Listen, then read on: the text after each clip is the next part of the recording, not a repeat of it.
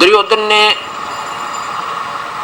पांडव को, युधिष्ठिर को जुआ खिलाकर उसे राज्य जीत लिया था और उनको 13 वर्ष का वनवास मिला था। 13 वर्ष का वनवास काट करके पूरा करके वापस आए तो उन्होंने अपना राज्य मांगा। दुर्योधन कहने लगा भाई नहीं देता, हमारे पिता का हक है, क्योंकि मेरे पिताजी बड़े थे, वो अंधे होने करके तेरे पिताजी का सूत बैठ गया, हमारा हक बने भाई, हम नहीं देते। अब ये कोई धर्म युद्ध नहीं था, तो भाई बंटवारा था। तो कृष्ण जी 3 बार उनके शांति दूत बनकर गए थे, ये समझाने के लिए भाई लड़ाई अच्छी बात नहीं, युद्ध में ना जाने कितनी बहन विधवा होंगी, ना जाने कितने बच्चे अनाथ होंगे, और कौरव और पांडव तुम अपना मिलकर फैसला कर लो। और ये 2 दिन का जीवन है, ये राज भी यही रह जाएगा, पृथ्वी भी यही रह जाएगी, और ये इंद्रप्रस्थ का किला भी यही रह जाएगा। लेकिन नहीं मानते हैं, सब रिश्तेदार इकट्ठे हुए, सब ने कोशिश की लेकिन नहीं माने। ना पांडव मान रहे हैं, अपनी जिद से हट रहे हैं, ना कौरव हट रहे हैं। अब भगवान श्री कृष्ण ने सोचा कि पांडव जो हैं ये तेरे रिश्तेदार हैं, क्योंकि भगवान श्री कृष्ण की सगी बहन सुभद्रा और श्री अर्जुन से ब्याही थी। और ये सोचा प्रभु ने कि हो सके तेरे कारण, अर्थात तेरी मानता सोच के, तेरा सहारा मान के, और कहीं ये पांडव युद्ध से उल्टे नहीं हट रहे, अनर्थ को तैयार हो रहे हैं, तो भगवान ने ये भी सोच के कि हो सके इसी कारण से ये युद्ध टल जावे। तीसरी बार जब फैसला करवाने गए उन दोनों की सभा में कौरव और पांडव विद्यमान है। भगवान श्री कृष्ण कहने लगे भी देख लो, वैसे तुम नहीं मान रहे हो तो मेरा एक फैसला सुन लो, क्योंकि युद्ध की बिल्कुल तैयारी हो गई थी, सेनाएं बांट ली थी, वो राजा हमारे साथ है, वो राजा हमारे साथ है, वो हमारे साथ है। तो श्री कृष्ण जी ने कहा भी एक तरफ मेरी सेना होगी, एक तरफ मैं होऊंगा, और मैं हथियार भी नहीं उठाऊंगा, मैं युद्ध नहीं करूंगा। तुम नहीं मान रहे हो, तुम तो अपनी जिद पड़ कर बैठ गए दोनों के दोनों। अब ये मेरी कसम है, मैं हथियार नहीं उठाऊंगा। अब भगवान श्री कृष्ण के मुख से ये वचन सुनकर पांडवों के पैरों के नीचे की जमीन खिसक गई। अब भाई अब तो बिल्कुल हमारी तो पराजय है, भगवान हथियार नहीं उठाओगे, सेना तो दुर्योधन ने लेनी है, और हमने ये मांगने पड़ेंगे, ये हमने लेने पड़ेंगे, क्योंकि ये हमारे रिश्तेदार हैं। ये शोभा नहीं देता हम इनको छोड़ दें, किसी सेना को मांगे और ये हथियार भी ना उठाएं। तो पांचों के पांचों पांडव सभा सथल को छोड़कर सभा से, मीटिंग से बाहर चले गए, और ये कहकर के हमें भी आते हैं सलाह करके। बाहर खड़े होकर पांचों बतलाए, कहने लगे भी अब तो कोई अल्टरनेट रहा नहीं, कोई विकल्प नहीं है, हमारी पराजय निश्चित है। भगवान जो है ना हथियार नहीं उठाना इन्होंने कसम खा ली। तो पांचों ने मिलकर एक फैसला किया कि भगवान से कह देते हैं कि हमें 5 गांव दिला दो, हम युद्ध नहीं करेंगे, हमारी इज्जत भी रह जाएगी और युद्ध टल जाएगा। भगवान श्री कृष्ण जी को बाहर बुलाया, पांचों ने अपना प्रार्थना की कि भगवान हमें 5 गांव दिला दो, हम युद्ध नहीं करेंगे, हमारी इज्जत रह जाएगी प्रभु। तो श्री कृष्ण बोला धन्य है तुम्हारे माता पिता ने, बहुत तो बढ़िया सोची तुमने, क्योंकि भगवान श्री कृष्ण नहीं चाहते थे ऐसा जुल्म हुआ है जिसमें करोड़ बहन विधवा हो, करोड़ों बच्चे अनाथ हो जाएं और खून की नदी बह जाए। वो तो एक सतोगुण भगवान थे, विष्णु के अवतार थे। भगवान श्री कृष्ण के अर्थात श्री विष्णु जी की छाती में भृगु ऋषि ने लात मार दी थी। तभी भगवान विष्णु ने कहा था कि हे ऋषिवर, मेरा तो पत्थर जैसी सीना था, छाती थी, और आपका कमल जैसे पैर के चोट तो नहीं आई।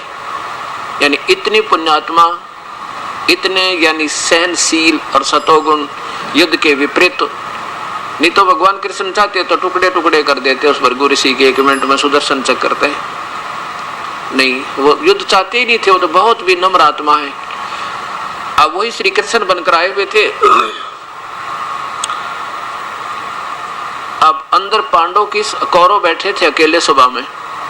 श्री कृष्ण अंदर गए और दुर्योधन से कहा, दुर्योधन बात बन गई भाई, युद्ध खत्म हो जाएगा, एक काम करो तुम 5 गांव दे दो पांडवों को, अब वो युद्ध नहीं करेंगे। अब कहते हैं ना विनाश काले विपरीता बुद्धि, युधिष्ठिर ने सोचा ये हार चुके हैं, क्योंकि श्री कृष्ण जी हथियार उठावा नहीं और इनके कहीं पैर नहीं। और उसने सोचा कि अब क्यों सिर में दर्द रखा, ये 5 गांव लेंगे, कल न यही पास पास रहेंगे और आंख में कुनक वाला काम करेंगे। कहने लगा, दुर्योधन ने कहा कि पांडवों के लिए सुई की नोक के समान भी स्थान नहीं है, यदि उन्हें स्थान चाहिए तो युद्ध करके प्राप्त कर सकते हैं। इस बात से श्री कृष्ण नाराज हो गए थोड़े से, कहने लगे बुद्धि भ्रष्ट, कुछ तो आंख खोल ले, कहाँ 5 गांव कहाँ आधा राज, और युद्ध का के ना जाने। और युधिष्ठिर किस तरफ उठ बैठ जा, किस करवट उठ बैठ जा, आंख खोल ले भाई, तू मनुष्य नहीं दिखता, तू तो शैतान आदमी है। ये जो कटु वचन भगवान ने कहने पड़े उसकी सद्बुद्धि ठीक, उसकी बुद्धि ठीक करने के लिए, लेकिन वो उसके विपरीत ज्यादा नाराज हो गया। और इतना नाराज हो गया कि अपने योद्धाओं से, सभास्थलों से कहा, सभासदों से कहा कि पकड़ लो इस कृष्ण को और कैद में डाल दो, हमारा यहीं से युद्ध प्रारंभ हो रहा है। अब जो ही उसके सभासद अर्थात योद्धागण खड़े हुए श्री कृष्ण जी को अरेस्ट करने के लिए, उस समय भगवान श्री कृष्ण जी ने अपना विराट रूप दिखाया, और जिसके कारण वो सारे डर गए, घबरा गए, वो चमक सी लगी तेज शरीर की, और कोई ऐसे सोफा के नीचे बढ़ गए, कोई कुर्सियां तो तला गिर गए, और भगवान श्री कृष्ण निकल कर चले गए। अब भक्तात्माओं ये विचार करना, क्योंकि हम पहले तो हमारे पूर्वज बड़े भोले भाले थे, सिद्धि आत्मा थी, और वैसे तो हम भी भोले भाले थे जो अभी तक फंसे रहे इन अनजान संतान के चक्कर में। और जो गुरु लोग थे वो चतुर्गणे थे, उन्हें ज्ञान कति नहीं था, पर दिखे थे वो बहुत विद्वान पुरुष।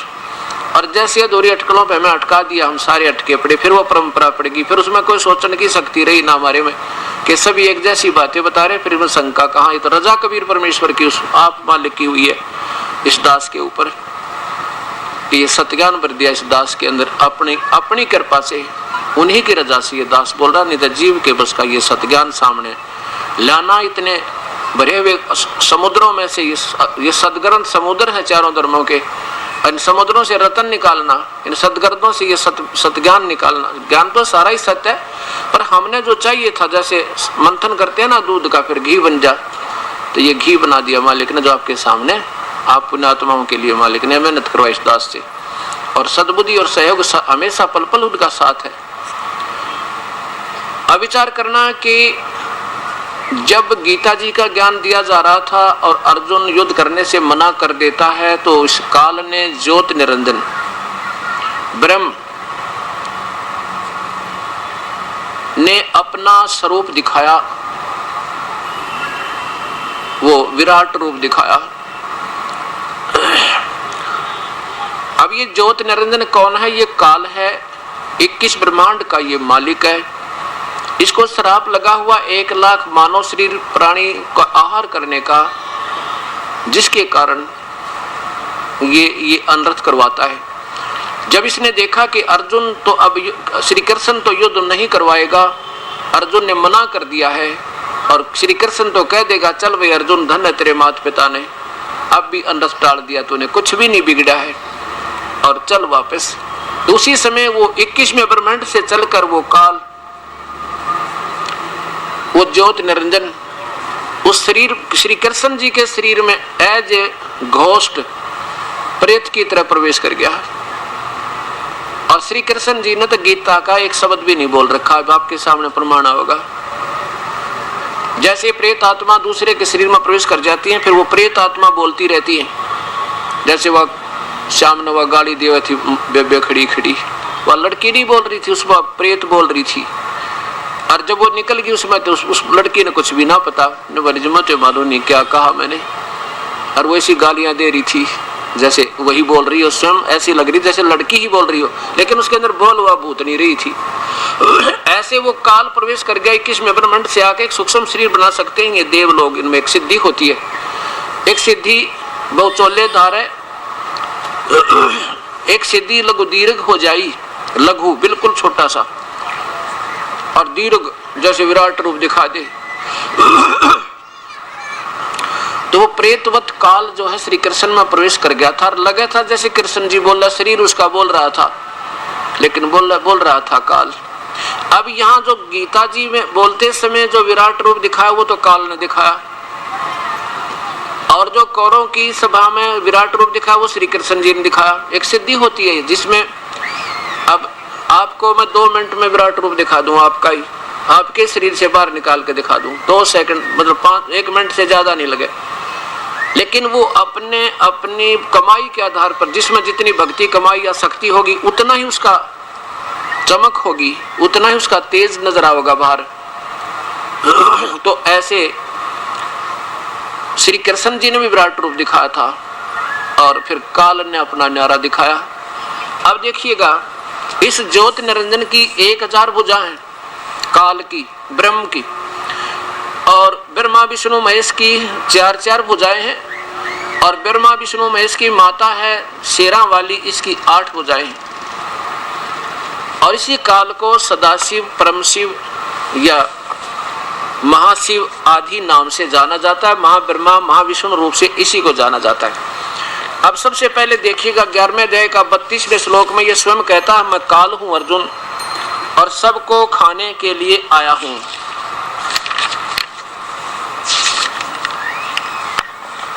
अब श्री कृष्ण काल नहीं थे, ना उन्होंने पहले कभी कहा मैं काल हूं, ना कभी बाद में कहा मैं काल हूं।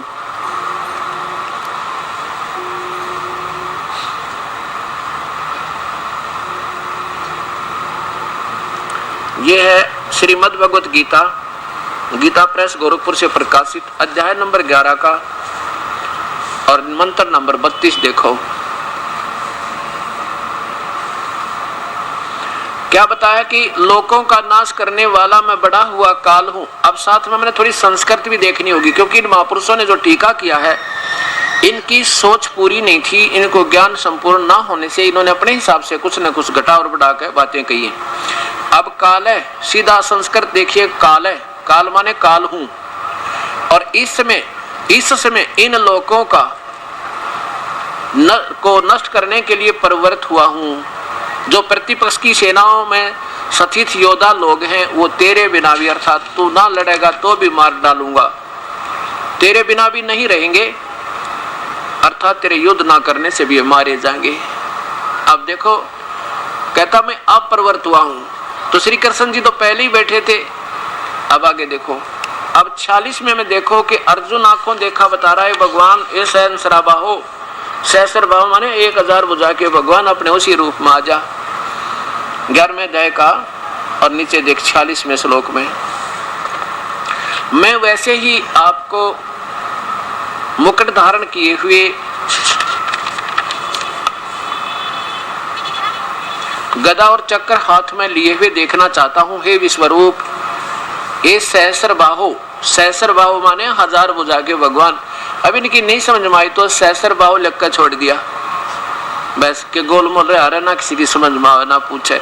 यहाँ सहस्र माने 1000 भुजा वाले आप उसी चतुर्भुज रूप में प्रकट होइए, क्योंकि कृष्ण जी को अर्जुन विष्णु मान रहे थे, विष्णु का अवतार मान रहे थे और वो चतुर्भुज रूप थे।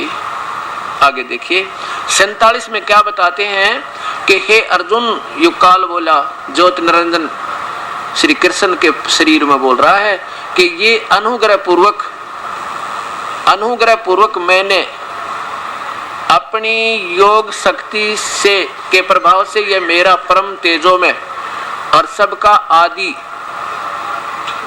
सीमा रहित विराट रूप तुझको दिखलाया है, जिसे तेरे अतिरिक्त दूसरे किसी ने पहले नहीं देखा था। ये बात अब पकड़न की, जैसे वकील पकड़ा करें पॉइंट को, ये हमने अब ऐसा शाना होकर चलना पड़ेगा जब इस अज्ञान रूप मुकदमे से हम जीतेंगे। अब यहाँ कहता तेरे सिवा पहले किसी ने नहीं देखा था। अगर श्री कृष्ण बोल रहे होते तो ये कहते कि तेरे बिना पहले किसी ने नहीं देखा था, क्योंकि वो श्री कृष्ण जी तो पांडवों कौरवों की सभा में पहले अपना विराट रूप दिखा चुके थे। इससे क्या सिद्ध हो गया कि श्री कृष्ण नहीं, ये काल बोल रहा है। अब ये विराट रूप क्या होते हैं, जैसे जितने भी देव हैं, ब्रह्मा है, विष्णु, शिव, इन सभी का मानव सदृश शरीर है, चाहे ब्रह्म है, चाहे परब्रह्म, चाहे पूर्ण ब्रह्म, और चाहे ब्रह्मा विष्णु महेश, चाहे ये देव, इनका सभी का मानव सदृश शरीर है और सभी के शरीर में नूर है, इनके शरीर से तेज झलकता है। अब कितना अंतर समझो, जैसे ब्रह्मा विष्णु महेश के तो शरीर समझो 100 वाट के बल्लभ हो, और इनकी माँ दुर्गा का समझो 200 वाट का बल्लभ हो, और इनके पिता ज्योति निरंजन इस काल का समझो 1000 वाट का बल्लभ हो, और परब्रह्म का शरीर समझो इतना तेज है उसमें जैसे चंद्रमा हो, और पूर्ण परमात्मा पूर्ण ब्रह्म सतपुरुष का शरीर समझो जैसे सूर्य हो। क्योंकि पूर्ण परमात्मा को यहाँ का सबसे तेजों में शरीर यानी सूर्य होने के कारण उस परमेश्वर को आदित्य भी कहा है, आदित्य वर्णम। तो ऐसे इन सभी के शरीरों का तेज है, और जब ये यहाँ आते हैं तो अपने तेज पे उस नूरी उस शरीर के ऊपर एक और काया बन जाती है, उसके अंदर से भी उनका नूर हमारे से कुछ ज्यादा ही चमकता रहता है, उनका शरीर कुछ ज्यादा ही सुंदर और मोहना होता है। तो ऐसे एक तो प्रश्न ये हल हो गया कि भगवान श्री कृष्ण जी ने गीता नहीं बोला, क्योंकि वो तो पहले विराट रूप दिखा चुके थे, और अगर श्री कृष्ण ही गीता बोल रहे होते अब ये शब्द नहीं कहते कि तेरे बिना पहले किसी ने नहीं देखा था। अब दूसरी अटकल ये संत पहले लगाया करते थे कि भगवान पूछा करते थे हम कि भगवान श्री कृष्ण जैसे महापुरुष ने ऐसा अनर्थ और क्यों करवाया, जैसे ऐसा लग रहा गीता में जैसे बाई फोर्स डरा धमका के और अपना ये युद्ध करवाना ही उद्देश्य था इस गीता बोलने वाले भगवान का।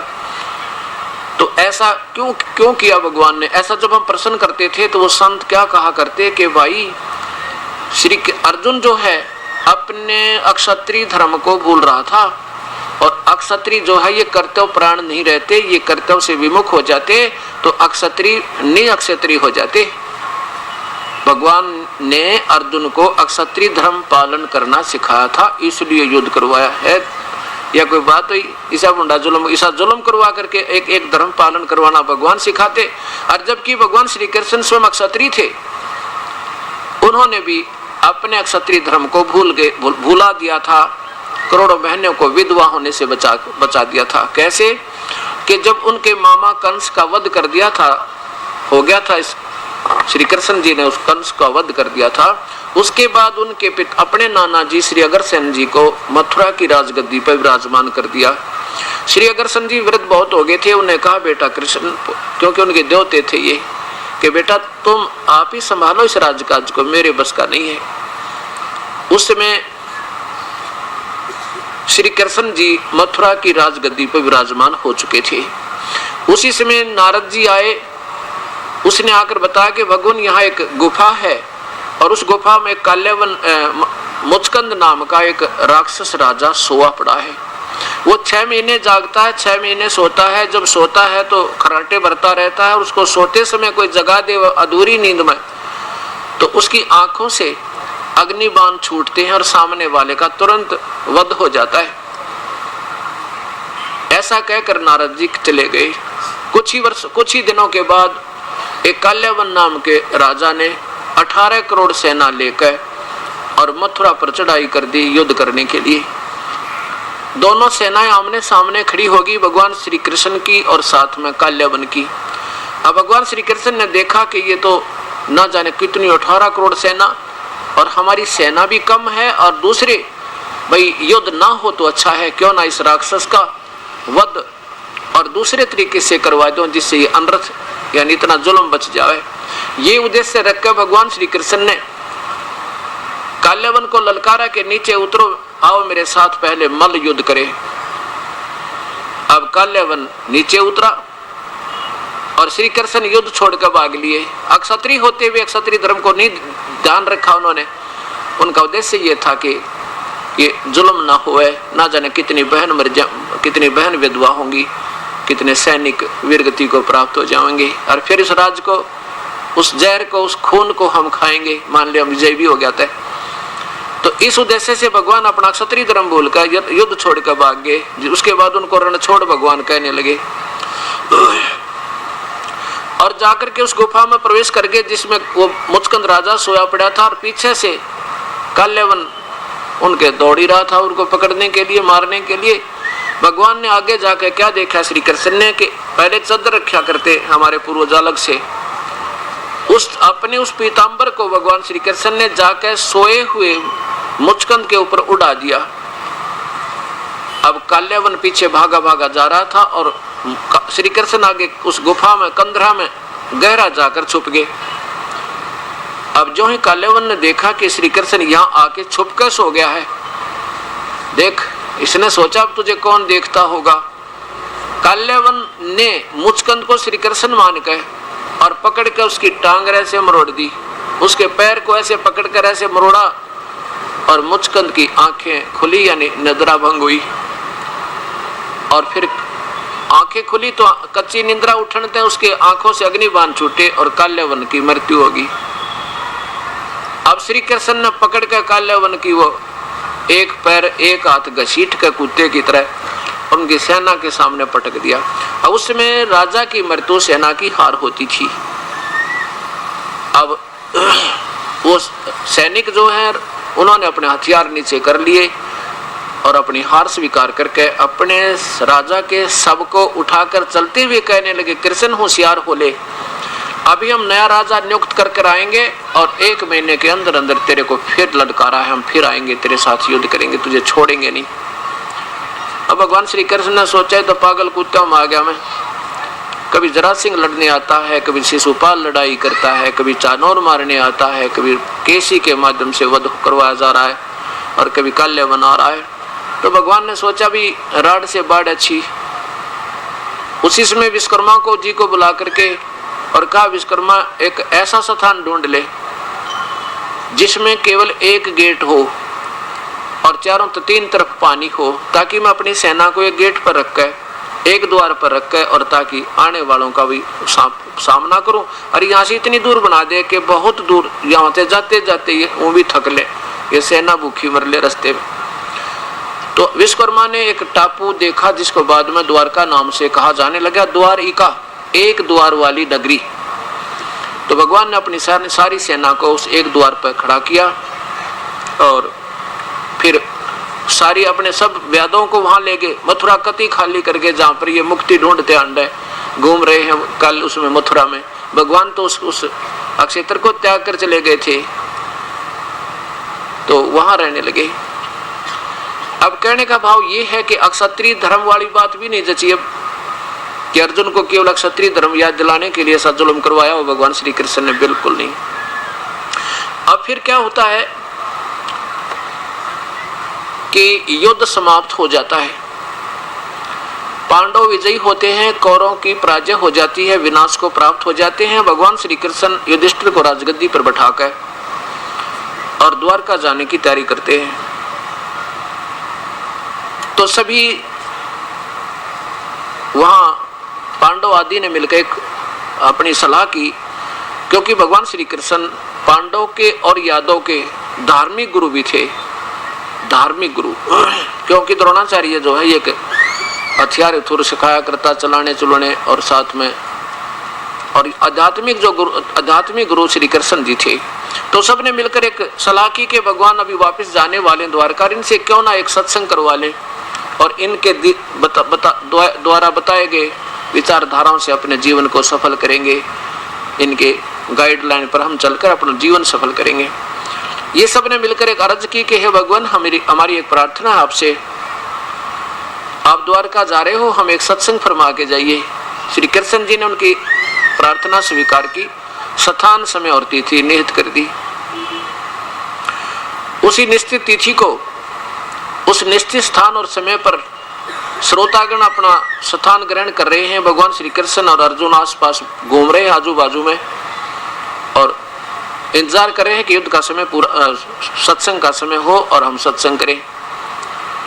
उस समय अर्जुन ने घूमते घूमते टहलते टहलते प्रार्थना की श्री कृष्ण जी से कि हे देवकी नंदन, जब युद्ध का समय उपस्थित था और आपने उस युद्ध के दौरान मुझे जो गीता जी का ज्ञान सुनाया था, अब मैं भूल गया, बहुत दिन हो गए क्योंकि युद्ध करना पड़ा और बुद्धि के दोष से मुझे भूल लग गई है।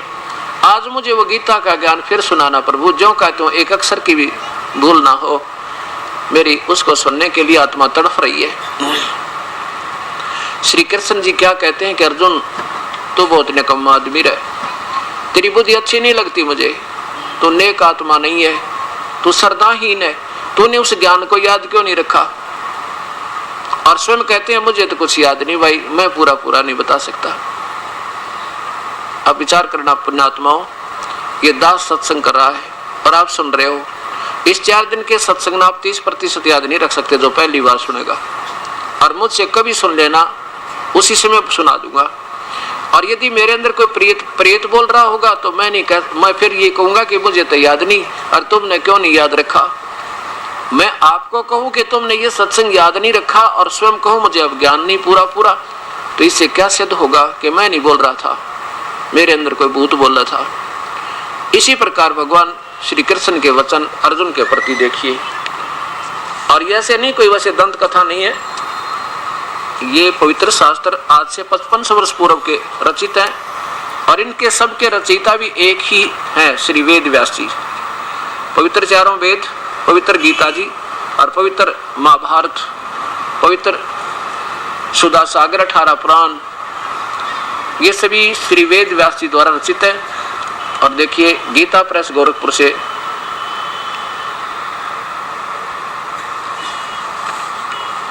और इसके कौन है अनुवाद करता, अनुवाद जो है संस्कृत से हिंदी जिन्होंने किया, संस्कृत तो वेद व्यास जी लिखा इनका, संपादक तथा संशोधक जय दयाल गोविंद का, गीता प्रेस गोरखपुर। इसके 237 पृष्ठ पे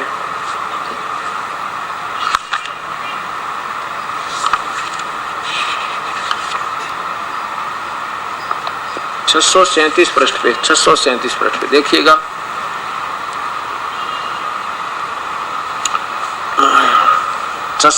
पृष्ठ पे अर्जुन का श्री कृष्ण से गीता का विषय पूछना और श्री कृष्ण का अर्जुन से सिद्ध मार, महर्षि और काश्यप का संवाद। नीचे देखिए, पांडव नंदन अर्जुन कहते सभा मंडप के ऐसे भाग में पहुंचे जो स्वर्ग के समान था। पांडव नंदन अर्जुन श्री कृष्ण के साथ रहकर बहुत प्रसन्न थे। उन्होंने एक बार उस रमणीय सभा की ओर दृष्टि डालकर भगवान से ये वचन कहा, देवकी नंदन, जब युद्ध का अवसर उपस्थित था उस समय मुझे आपके माध्यम का और ज्ञान और ईश्वरीय स्वरूप का दर्शन हुआ था, किंतु केशव आपने सनेवश पहले मुझे जो ज्ञान का उपदेश दिया किया था वह सब इसमें बुद्धि के दोष से भूल गया है। उन विषयों को सुनने के लिए बार बार मेरे मन में उत्कंठा होती है। इधर आप जल्दी ही द्वारका जाने वाले हैं, अतः पुनः वह सब विषय मुझे फिर सुना दीजिए। वैश्पायन जी कहते हैं कि अर्जुन के आशय कहने पर भगवान बोले, श्री कृष्ण बोले, अर्जुन उस समय मैंने तुम्हें अत्यंत गोपनीय विषय का श्रवण करा था, अपने स्वरूप भूत सनातन धर्म, सनातन पुरुषोत्तम तत्व का परिचय भी दिया था, नित्य लोकों का भी वर्णन किया था, किंतु तुमने अपनी नासमझी के कारण उस उपदेश को याद नहीं रखा। यह जानकर मुझे बड़ा खेद हुआ। उन बातों को स्वयं कहते हैं कि उन बातों का अब पूरा स्मरण होना संभव नहीं जान पड़ता। पांडव नंदन, निश्चय ही तुम बड़े श्रद्धाहीन हो, तुम्हारी बुद्धि अच्छी नहीं जान पड़ती। अब मेरे लिए उस उपदेश को ज्यों का त्यों दोहरा देना कठिन है। अब इसे क्या सिद्ध हुआ कि श्री कृष्ण जी तो बाद में वैसे नंबर बनावे थे, क्योंकि इनको कुछ भी पता नहीं था गीता में बोला क्या। अब जैसे ये भूतनी निकल जाना किसी बहन में थे या किसी भाई माते, यहाँ तो रोज के काम है ये, तो वो बाद में और ही बताते हैं कि आप न्यू बोली थी, आप ऐसे कह रहे थे, आपने न्यू कहा था, मैं थारा दादा हूँ, मैं थारा चाचा हूँ, मैं न्यू करया करता, वो आप नीम रहा करता, या वे आती देखी मैं इसका वहां प्रवेश कर गया।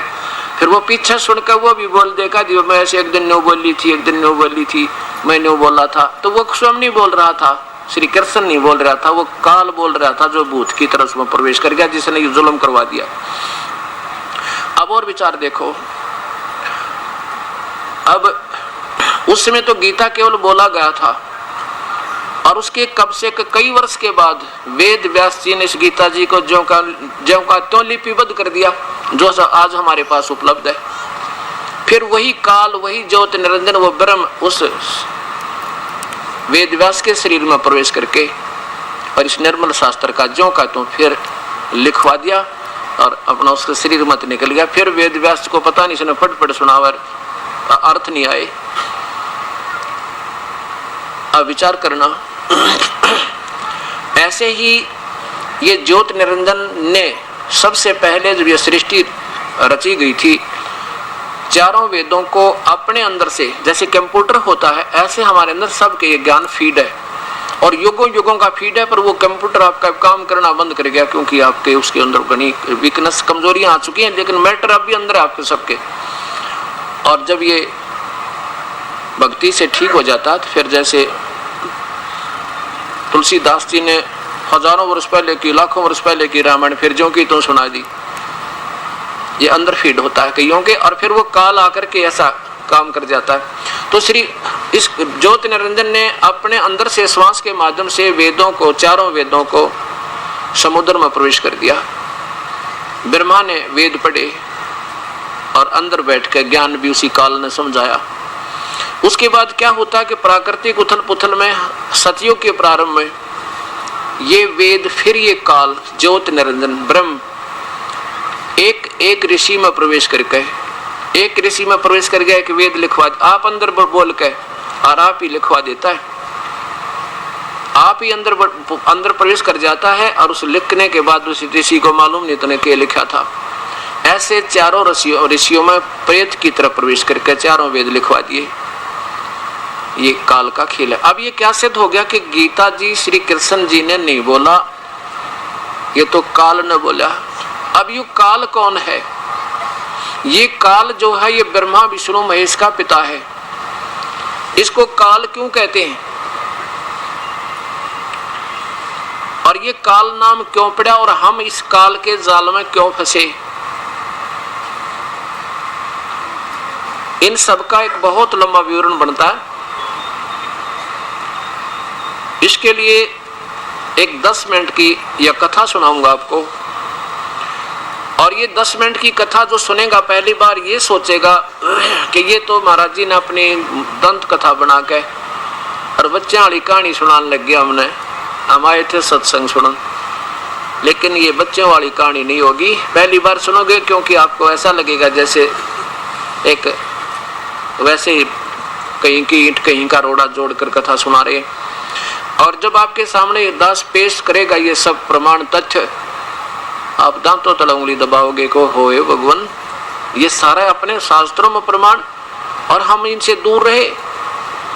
तो इससे आप स्वयं फैसला करोगे कि जो हमारे टीचर थे, जिसको हम धार्मिक गुरु कहा करते थे, वो टीचर ठीक नहीं थे, क्योंकि उन्होंने सिलेबस नहीं पढ़ा और दंत कथाएं सुनाई। जो बच्चों को पसंद थी वो कहानियां सुनाते रहे, और जिसके कारण सारे हमारे समाज, भगत समाज, चारों धर्मों का आज फेल हो चुका है और भक्तिहीन होकर के नास्तिकता की तरफ चल पड़ा है। कोई बीड़ी पीवे, कोई शराब पीवे, कोई लुटे और खसोटे, और कोई दीन धर्म रहा नहीं हमारा, कोई लज्जा रही नहीं।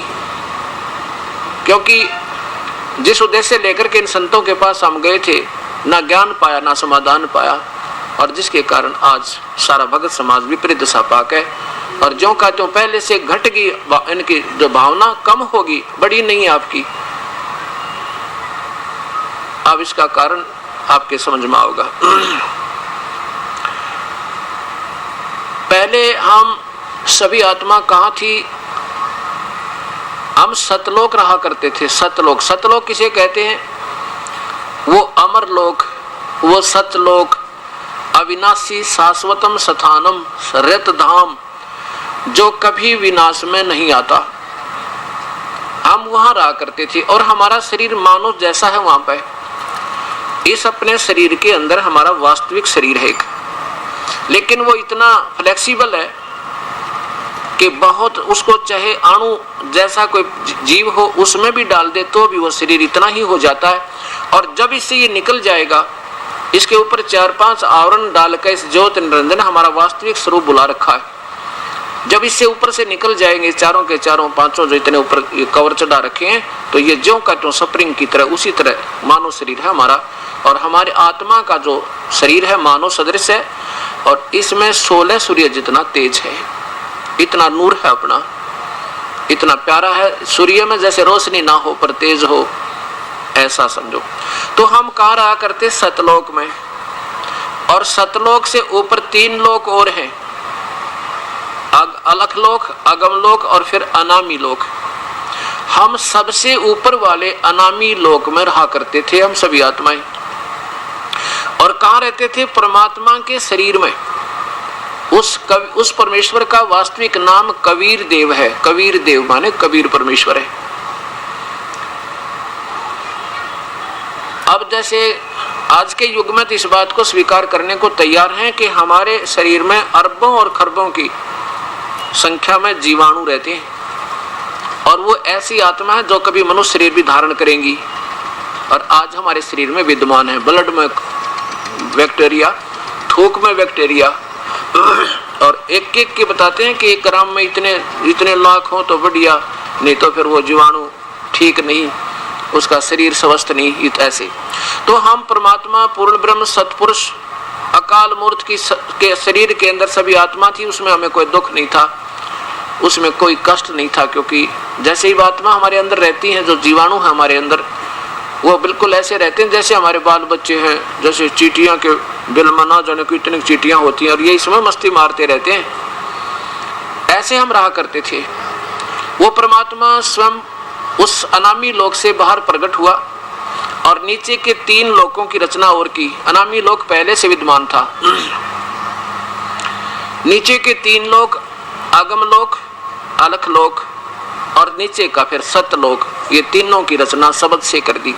फिर सबसे पहले परमेश्वर सतलोक में आए। सतलोक में आकर के उन्होंने अपने शब्द से 16 द्वीप रच दिए, और फिर एक वचन से 16 द्वीप रच दिए, और फिर 16 वचनों से एक पुत्र की उत्पत्ति अपने मध्य से, अपने शरीर से उत्पन्न कर दिया। उनमें से सब अचिंत नाम के एक पुत्र से कहा, बेटा बाकी की रचना यहाँ की सतलोक की तो मेरे हुक्म से, मेरी शक्ति से आप कीजिए। अचिंत ने अपनी शब्द शक्ति से अपने अंदर से अक्षर पुरुष यानी परब्रह्म की उत्पत्ति की, और उससे कहा कि आप मेरी मदद करो। परब्रह्म ने गलती कर दी, वो जाके वहां एक अमृत सरोवर है सतलोक में, अमृत सरोवर, उसमें जाकर और सो गया। वहां श्वासों से शरीर नहीं है अपना, काफी समय तक बाहर नहीं आया। तो पूर्ण परमात्मा ने, पूर्ण ब्रह्म ने, सतपुरुष ने, कबीर देव ने अपने शब्द शक्ति से अपने अंदर से एक जीव आत्मा निकाली, क्योंकि शब्द से वो ऑटोमेटिक, एक नियम है ईश्वर का, शक्ति होती है। और उस अमृत सरोवर से थोड़ा सा जल लिया, उसका अंडा बना दिया और वो आत्मा उसमें प्रवेश कर दी। उस बहुत बड़ा विशाल का अंडा था, बन गया, और उसको शरीर में उसमें छोड़ दिया सरोवर में। अमृत का भरा हुआ सरोवर है वहां पे। वो गड़गड़ गड़गड़ करता हुआ नीचे पहुंचा वो अंडा। तो उस अक्षर पुरुष की यानी परब्रह्म की निंद्रा भंग हुई। उसने जब देखा गौर से कि तेरी निंद्रा किसने भंग कर दी, तो जो ही उसने दृष्टि डाली उस अंडे पर, अंडा फट गया। उसमें से ये ज्योति निरंजन अर्थात ये काल, ये ब्रह्म निकला। इसका तेजो में शरीर है, इसका भी तेजो में शरीर है, लेकिन औरों से हल्का है। और जो ही ये बाहर आया तो दोनों को आकाशवाणी की परमेश्वर ने कि ये ब्रह्म, इसी का नाम ब्रह्म, और दूसरा जो पहले विद्वान सो रहा था उसका नाम परब्रह्म। इस ज्योति निरंजन को क्षर पुरुष भी कहते हैं, इसको ब्रह्म भी कहते हैं, और इसी को काल भी कहते हैं। इन दोनों को कहा ब्रह्म और परब्रह्म से कहा उस परमेश्वर ने, सतपुरुष ने, पूर्ण ब्रह्म ने आकाशवाणी की कि तुम दोनों बाहर आओ। अक्षर पुरुष तुम निंद्रा में थे, तुम्हें जगाने के लिए सब क्रिया करनी पड़ी, और दोनों के दोनों जाकर तुम अचिंत के लोक में द्वीप में रहो। अब तीनों के तीनों अचिंत, ब्रह्म और परब्रह्म ये एक द्वीप में रहने लगे। उसके बाद हम सब आत्माओं की उत्पत्ति उस परमेश्वर ने, कभी पूर्ण परमात्मा ने, पूर्ण ब्रह्म ने, सतपुरुष माने अविनाशी भगवान ने अपने मध्य से हम सब आत्माओं को बाहर एज ए मनुष्य जैसे शरीर में, तेजो में शरीर हमारा, 16 सूर्य जितना प्रकाश, और वहां उत्पन्न कर दिया। और फिर एक और, अच्छा वहां हम रहने लगे बहुत आराम से, काफी समय बीत गया, बहुत युग। उसके बाद इस ज्योत निरंजन यानी ब्रह्म के मन में एक आत्मा में एक अच्छी सोच उठी। इसने क्या सोचा कि मेरे अन्य 16 भाई 15 भाई तो एक एक द्वीप में रह रहे हैं और हम 3 एक में, अब मैं अपना न्यारा राज्य चाहूंगा। इसके लिए इसने क्या किया, एक पैर पे खड़ा होकर 70 युग तक तप किया, एक पैर पे खड़ा होकर। और जब ये तप कर रहा था, हम यहाँ कैसे फंसे इस काल के जाल में, जब ये तप कर रहा था ज्योति निरंजन, तो हम इस पर आसक्त हो गए, हृदय से हम इसको चाहने लग गए और अपने मूल मालिक से जो हमें सारे सुख दे था, ना कभी मृत्यु करे था, ना कोई बेटा मरे था, ना किसी की बेटी मरे थी, ना कोई गर्मी थी, ना सर्दी थी, ना किसी का कोड लगे था, उस परमेश्वर की तरफ से अपना हृदय हटाकर, अपनी आत्मा हटाकर और इस ज्योति निरंजन के इस सूखे ड्रामे पे हम आसक्त हो गए। आकाशवाणी की परमेश्वर ने क्या कहा, आकाशवाणी की कि तुम इस नादान की नादानी मत देखो, मस्त रहो बेटा, मत देखो इसके खेल को, अपनी करनी का फल सभी मिले पाएगा। लेकिन हम ऊपर से तो सावधान हो गए और अंदर से आत्मा दूनी जुड़ गई। और ये बीमारी आज हमारे आस्था, आज भी हमारे अंदर यही धारणा है, जैसे ये नादान बालक, छोटे छोटे यानी जवान लड़के और लड़कियां फिल्मी हीरो और हीरोइन को यानी अभिनेता और अभिनेत्रियों को देखते हैं, इनकी बनावटी अदाओं को बिल्कुल डुप्लीकेट बना बना कर, डट डट कर, सोच समझ कर, और उनकी उन नकली अदाओं के ऊपर ये बालक इतने आसक्त हो जाते हैं परमात्मा। और कभी आ जाए ना उनमें से कोई यहाँ जींद में, एक भी कोई आ जाए जींद में हीरो या हीरोइन, देखे इन बच्चा की परमात्मा, लाइन लग जाओ उसके दर्शनार्थ, इतने 1 किलोमीटर तक खड़े हो जाते, और लेना एक ने देने दो, और कुछ उससे मिलना नहीं, ना कोई उनसे कोई लाभ इनको, लेकिन वो हमारे जो बुराई वो घर कर गई थी, वह बीमारी वह आज भी विद्यमान है। इसी के कारण हम अपने मूल मालिक तो हट गए, हम पतिव्रता वंश पद से गिर गए और इस ज्योति निरंजन काल को चाहने लगे। जब इसने 70 युग तक तप किया तो परमेश्वर ने पूछा क्या चाहता है ज्योति निरंजन। इस काल ने कहा कि पिताजी मेरे लिए वो स्थान कम है, अलग से राज्य देने का कष्ट कर, कृपा करो। कबीर साहब ने कहा कि ठीक है बेटा, तेरे 70 युग के तप के बदले में मैंने तेरे को 21 ब्रह्मांड दे दिए। जैसे साहूकार पिता अपने पुत्र ने 21 प्लाट दे दे, 21 प्लाटों को पाकर, 21 ब्रह्मांडों को पाकर ज्योति निरंजन फूला नहीं समावे। कुछ दिन के बाद इसकी आत्मा में फिर एक और सोच उठी कि इसमें कोई कंस्ट्रक्शन करूं, कोई इसमें रचना रचूं, खाली प्लाट के काम आए। और फिर भी हम भिखारी उस परम पिता के सामने। इस ज्योति निरंजन ने फिर तप किया 70 युग तक। दूसरी बार जब इसने तप किया तो फिर हम और ज्यादा आसक्त हो गए। तप करे ये और देख हम, और अपने मूल मालिक से हटाकर अपनी आत्मा इसमें फंसा ली। परमात्मा ने बहुत बार आकाशवाणी की, पर हम ऊपर से तो सावधान रहे, पर अंदर से ज्यादा चाहने लगे। तब सतपुरुष ने पूछा पूर्ण ब्रह्म ने क्या चाहता ज्योति निरंजन, तूने 70 युग तप किस लिए किया है। तब इसने कहा पिताजी मुझे कुछ कंस्ट्रक्शन मटेरियल दे दो, मुझे कुछ सामान सृष्टि रचने की सामग्री दो, ताकि मैं इसमें कुछ कंस्ट्रक्शन करूं, रचना रचूं। तब परमेश्वर ने इसको 3 गुण और 5 तत्व दे दिया और कहा ले बेटा खेल खिलौने आते।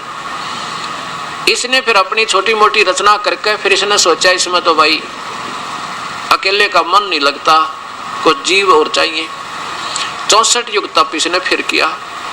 जब इसने 64 युग तप किया तो परमेश्वर ने फिर पूछा भी क्या चाहता है, बोल ज्योति निरंजन अर्थात काल तू। तब इसने कहा पिताजी मेरा अकेले का मन नहीं लगता, मुझे कुछ जीव दे दो, आत्मा दे दो। तब परमेश्वर ने कहा कि बेटा ये नहीं दे सकता तेरे तय, ये मेरा अंश है, मेरे अंदर से बाहर आइए, ये मेरी आत्मा है और मैं तुझे नहीं दे सकता, इनसे मेरा बहुत लगाव है। अब जैसे किसी माता पिता के चाहे 100 बेटे हों और 100 के 100 इतने प्यारे लगे करें, एक भी हृदय से दूर नहीं हो सकता। तो हम सभी आत्मा, चाहे हिंदू है, चाहे मुसलमान, सिख या ईसाई, चाहे चींटी या हाथी बना है, चाहे राजा या रंक बना है, ये उस पूर्ण ब्रह्म परमात्मा की आत्मा है और इस काल ने हमारा नाजायज फायदा उठा रखा है। हाँ, कबीर साहब ने कहा भी, पूर्ण परमात्मा ने कहा कि बेटा एक बात है, अगर कोई अपनी इच्छा से तेरे साथ जाना चाहता तो मुझे एतराज नहीं, क्योंकि वो जानी जान थे, उसको पता था कि दूध फट गया, ये दूध फट गया क्योंकि हम अपने पतिव्रता पद से गिर गए, अपने मूल मालिक न छोड़ के हम इस नादान इस काल को चाहने लग गए अंदर तक। और जो लड़की अपने पतिव्रता पद से गिर जाती है फिर उसकी दुर्गति देखे के क्यों होया करे। तो उसने कहा कि ठीक है, कोई अपनी इच्छा से जाना चाहता है तो पूछ ले, बेशक जा सकता, मुझे कोई एतराज नहीं। मालिक भी का पता था कि कितने ये गिर लिए यहाँ पर, अब ये रहने योग्य नहीं रहे यहाँ पे। तो उस समय ये ज्योति निरंजन हमारे पास आया और हम तो पहले इसके ऊपर आसक्त थे। जैसे हीरो आज हम चारों तरफ खड़े हो गए इसके वहाँ, और ये कहने लगा मैंने पिताजी से ना 21 ब्रह्मांड लिए हैं और वहाँ पर दूधों की नदी बहाऊंगा और हीरे और पन्ने के पहाड़ बनाऊंगा और फलदार वृक्ष से बढ़िया बढ़िया मेवा स्वर्ग महास्वर्ग बनाऊंगा और देव और महादेव बनाऊंगा, चलोगे मेरे साथ? तो हमने कहा कि हम तो तैयार हैं, अगर पिताजी आज्ञा देवत है। ज्योति निरंजन पहुंचा पूर्ण परमात्मा के द्वार पर और बाहर खड़ा होकर भिखारी की तरह कहता है, पिताजी कुछ आत्माएं मेरे साथ जाने को तैयार हैं। परमात्मा ने कहा, पूर्ण ब्रह्म ने कहा कि मेरे साथ चल और मेरे सामने स्वीकृति तो देगा, मैं उसको अलाउ करूंगा, अन्यथा मैं स्वीकृति नहीं दे सकता। दोनों के दोनों कौन? ब्रह्म और पूर्ण ब्रह्म। कहाँ आगे? हम अनजानों के पास आए। पूर्ण परमात्मा ने पूर्ण ब्रह्म ने पूछा, हमारे से भी कौन जाना चाहता है इस ज्योति निरंजन के साथ? वो हाथ ऊपर न करके स्वीकृति दे। अब उस समय हम सब शर्मा गए, घबरा गए कि अपने पिता के सामने कैसे कहें हम इसके साथ जाएंगे। नीचे गर्दन करके ऊपर ने आंख नहीं मिलावे। काफी देर सन्नाटा छा रहा। जो परमेश्वर ने कहा कि क्यों भाई अब बोलते क्यों नहीं? जो जिन्होंने जाना था इसके साथ स्वीकृति दे रहे थे, बोलो। फिर भी काफी देर के बाद एक आत्मा ने हिम्मत किया। एक आत्मा खड़ी होकर कहने लगी, मैं जाना चाहती हूं इसके साथ। उसके जब एक ने हिम्मत कर दिया तो बच्चों की तरह फिर हमने सोचा कि तो लूट गया, लूट हम रह गए पाछे ने। फिर हम सभी खड़े हो गए, सभी ने ऐसे हाथ करके खड़ा कर दिया, स्वीकृति दे दी। आज ये 21 ब्रह्मांड में जो दुर्गति अपनी हो रही है इस कारण हुई। तो परमात्मा ने कहा पूर्ण ब्रह्म ने कि ठीक है ज्योति निरंजन, जिन जिन आत्माओं ने तेरे साथ जाने की सहमति व्यक्त की है उन सभी के मैंने नंबर नोट कर लिए और मेरे कंप्यूटर में सारे फीड हो गए इनके। और आप जाओ अपने 21 ब्रह्मांड में, क्योंकि ये ब्रह्मांड यहाँ नहीं थे पहले, ये वहीं रहा करते थे, सतलोक में ही थे हम। और आप जाइए, मैं अपने हिसाब से इन सभी आत्माओं को जो तेरे पास आना चाहती है, मेरे पास सबका हिसाब किताब है, उनको भेज दूंगा। ज्योति निरंजन अपने 21 ब्रह्मांड में आ गया। तो पूर्ण परमात्मा ने क्या किया, जिस आत्मा ने सबसे पहले स्वीकृति दी थी उसकी लड़की बना दिया अपनी सब शक्ति थे। उसका नाम रख दिया प्रकृति देवी अर्थात दुर्गा। आधा माया या महामाया भी उसी को कहते हैं। ये शेरा वाली अष्टंगी जिसे कहते हैं, ये लड़की बना दी, सुंदर जवान लड़की का रूप बना दिया मालिक ने अपनी सब शक्ति तय। और हम सभी आत्माओं को एक सूक्ष्म रूप बना के, जैसे एक इंजेक्शन में देखा ने अरबों और खरबों जीवाणु आ सकते हैं और सिरंज के माध्यम से अंदर ठोके छोड़े जा सकते हैं। तो ऐसे उस परमेश्वर ने अपनी सब शक्ति से उस लड़की में हम सभी आत्माओं को उसमें प्रवेश कर दिया और कहा बेटी, लेकिन उस लड़की का स्वरूप जरूर बनाया था परमेश्वर ने, लेकिन उसका प्रजनन इंद्रिय नहीं लगाई थी। और कहा बेटी, मैंने तेरे को सब शक्ति प्रदान कर दी है, जितने प्राणी वो काल ज्योति निरंजन ब्रह्म कहेगा अपने मुख से आप उच्चारण कर देना, उतने ही नर और मादा बेटे जवान बन जाएंगे। और आप जाइए उस ज्योति निरंजन के पास। अपने एक पुत्र सहजदास से कहा, जा अपनी बहन को छोड़ कर ज्योति निरंजन के पास, इस ब्रह्म के पास। अब ज्योति निरंजन के पास सहजदास अपनी बहन यानी उस दुर्गा को लेकर गया, प्रकृति देवी को, और निरंजन से कहा कि ज्योति निरंजन, पिताजी ने इस बहन को सब शक्ति दे दी है, जितने प्राणी तू कहेगा वचन से कर देगी, नर और मादा उतने बन जाएंगे। और ये कहकर छोड़कर आ गया। अब यहां से ये बात और गिर गई, क्योंकि परमात्मा ने ये देखना चाहा था कि ज्योति निरंजन कितना और गिर सकता है, इसलिए इस लड़की को केवल स्वरूप लड़की का जरूर बनाया था, लेकिन प्रजनन इंद्रिय नहीं लगाई थी। अब ज्योति निरंजन के अंदर ये और नीचता आ गई। युवा लड़की का रूप नखरा हुआ था युवा होने से, और ज्योति निरंजन के मन में ये पाप बढ़ गया। अकेली लड़की को पाकर उसके मन में ये दुराचार करने की भावना प्रबल होगी। और यही वृत्ति आज हर जीव के अंदर है, जितने भी इस काल के 21 ब्रह्मांड में ये प्राणी है। अब ज्योति निरंजन ने जब उस लड़की के साथ बदव्यवहार करना चाहा दुर्गा के साथ, तो दुर्गा ने कहा ज्योति निरंजन तू आंखें खोल ले, मेरे पास पिता की दी हुई शब्द शक्ति है, जितने प्राणी तू कहेगा मैं वचन से बना दूंगी, मेरे पास शब्द शक्ति है परमेश्वर की, पिताजी की, और तू जुल्म ना करे, मेरे को तंग मत कर। और एक बात सोच, पहले तो मेरा बड़ा भाई, मैं तेरी छोटी बहन, उन्हीं की शब्द शक्ति से तेरी उत्पत्ति हुई अंडे मत, और उन्हीं की शब्द शक्ति से मेरी बनी है, तो मेरा बड़ा भाई मैं तेरी छोटी बहन, और ये पाप जहर पाप, ये जुल्म है, ये आम पाप नहीं, तो मान जा मेरी बात। लेकिन ये विषय वासनावश ये ज्योति निरंजन ब्रह्म इतना हो गया, इसने कुछ नहीं सुनी, और हद से ज्यादा इतना बढ़ गया कि लड़की ने देखा कि तेरी इज्जत की सुरक्षा और कहीं नहीं है, अपना सूक्ष्म रूप बना, लघु दीर्घ एक बहुत सूक्ष्म रूप बना जा सकता है, और ज्योति निरंजन के पेट में ही जाकर शरण ली। अब वहां से पुकार की परम पिता पूर्ण ब्रह्म से, पिताजी मेरी रक्षा करो, ऐसे ऐसे मेरे साथ बद व्यवहार इस ज्योति निरंजन ने करना चाहा, मैंने इसके पेट में रक्षा के लिए स्थान पाया है, मेरी रक्षा करो। उसी समय वो परमेश्वर पूर्ण ब्रह्म अपने पुत्र जो योग संतान उर्फ योगजीत का रूप बनाकर, और वहां उस 21 ब्रह्मांड में ये ऊपर ही रहा करते थे, उसमें प्रकट हो गए जहां पर वो ज्योति निरंजन लड़की को खाए खड़ा था। पूर्ण ब्रह्म ने जाकर कहा कि ज्योति निरंजन तूने जुल्म कर दिया,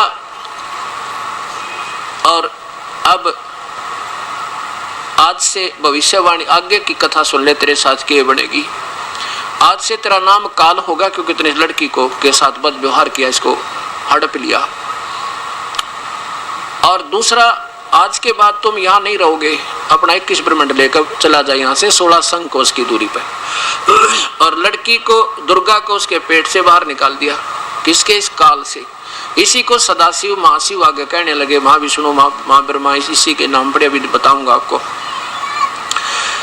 इतना वचन कहकर वो परमेश्वर योग संतान के रूप में आए थे, और उनको कह दिया कि निकल जाओ तुम यहाँ से, लेकर तेरे 21 ब्रह्मांड ने, और यहाँ से चला जा काफी दूर। 16 शंख नील पदम मिलियन, यानी शंख 16 मिलियन कोस हम सतलोक से यहाँ नीचे आ गए, और यहाँ आकर उस परमात्मा की शब्द शक्ति तक रुक गई है ब्रह्मांड ज्यों के त्यों।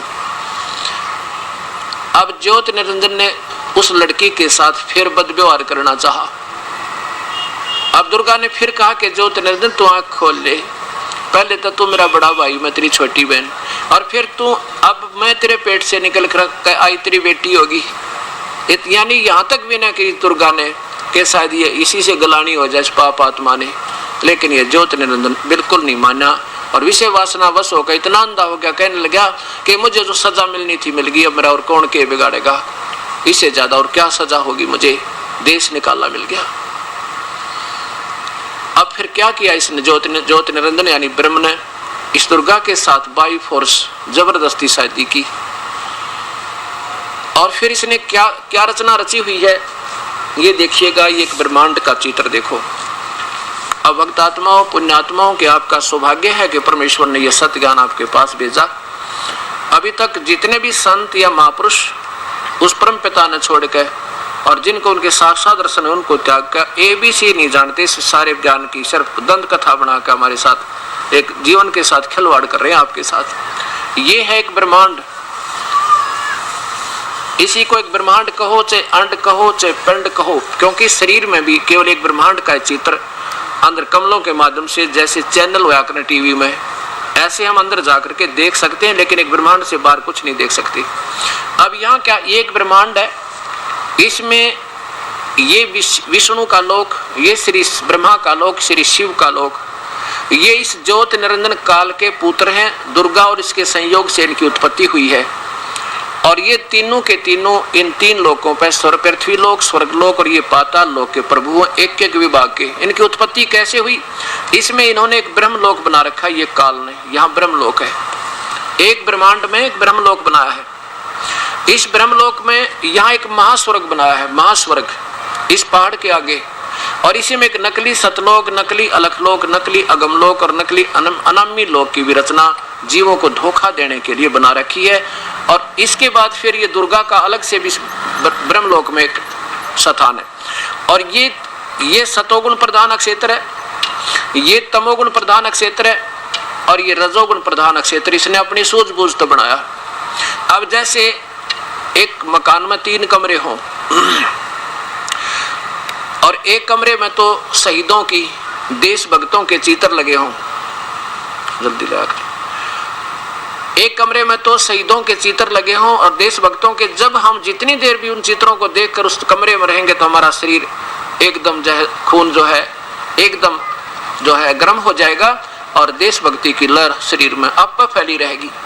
और दूसरे में मान लीजिए ऋषि और मैं ऋषियों के, संतों के, भक्तों के चित्र लगे हों, वहां जाते मन अपने आप उनके चित्र देख कर, उनके गुण देख कर अपने आप इतना शांत हो जाता है और उसमें लीन रहता जब तक हम उसमें रहेंगे।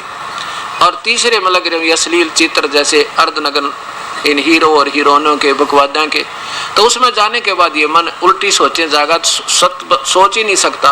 तो ऐसे इस काल ने 3 क्षेत्र बनाए, एक सतोगुण प्रधान क्षेत्र, एक रजोगुण प्रधान क्षेत्र, एक तमोगुण प्रधान क्षेत्र। और वहां पर इस दुर्गा को, अपनी पत्नी को महालक्ष्मी रूप में रखता है, स्वयं महाविष्णु रूप धारण कर लेता है जब ये सतोगुण प्रधान क्षेत्र में होते हैं। और इन दोनों के संयोग से जो पुत्र उत्पन्न होता है उसको सतोगुण बनाकर विष्णु नाम रख देते हैं। सबसे पहला कहा, ये ब्रह्मालोक में होते हैं। उस यानी ब्रह्मालोक क्या, ये रजोगुण प्रधान क्षेत्र में। और वहां इस रजोगुण प्रधान क्षेत्र में ये दोनों के संयोग से जो पुत्र उत्पन्न होता है दुर्गा और इस काल के यानी ब्रह्म के संयोग से, उसको रजोगुण बनाकर ब्रह्मा नाम रख देते हैं। और तीसरा तमोगुण प्रधान क्षेत्र है, उसमें जब ये दोनों रहते हैं, ये काल और दुर्गा यानी महाशिव सदाशिव रूप में, तो वहां इन दोनों के संयोग से जो पुत्र उत्पन्न होता है उसको ये तमोगुण बनाकर और उसका नाम रुद्र रख देते हैं। महाशिव उसको सदाशिव ना, उसको शिव महेश्वर आदि नाम रख देते हैं। और जब ये फिर थोड़े से बालक होते हैं, बालकपन में इनको बेहोश कोमा में रख देते हैं ताकि इन हमारे जाल का बेरा ना पटे, ज्ञान ना हो। और जब ये जवान हो जाते हैं तो ब्रह्मा को कमल के फूल पे, विष्णु को शेष सैया पे और इसको शिव को एक कैलाश पर्वत के कोने पे, इनको तीनों को होश में करके और फिर इनसे अपना उल्लू सीधा करते हैं। यहाँ देखिए ये तमोगुण ये है एक ब्रह्मलोक।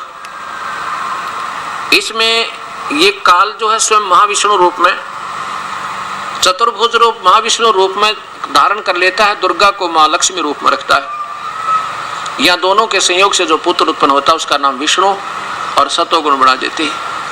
और ये तमोगुण प्रधान क्षेत्र है, ये सदाशिव रूप में स्वयं काल होता है, ये ज्योति निरंजन होता है। और दुर्गा को मां पार्वती रूप में रखकर या जो पुत्र की उत्पत्ति करते हैं उसका नाम ये शिव रख देते हैं, रुद्र रख देते हैं। और तीसरा ये रजोगुण प्रधान क्षेत्र है, इसमें स्वयं ये महाब्रह्मा और दुर्गा को मां सावित्री रूप में रखकर जो पुत्र उत्पन्न होता है उसका नाम ये ब्रह्मा रजोगुण बना देते हैं। अब देखना ये काल जाल काल का। अब आपको अभी तक ये कथाएं ऐसे लगेगी जिसने ये सुनी है कि ये तो वैसे बनावटी सी बातें बना रखी है, महाराज ने आप पे बना के लाए दिखा है। लेकिन अब देखना आपके सामने पवित्र शास्त्रों में आपको ये पूर्ण प्रमाण मिलेगा। अब ये तो एक ब्रह्मांड है, ऐसे ऐसे आपको दिखाता हूँ।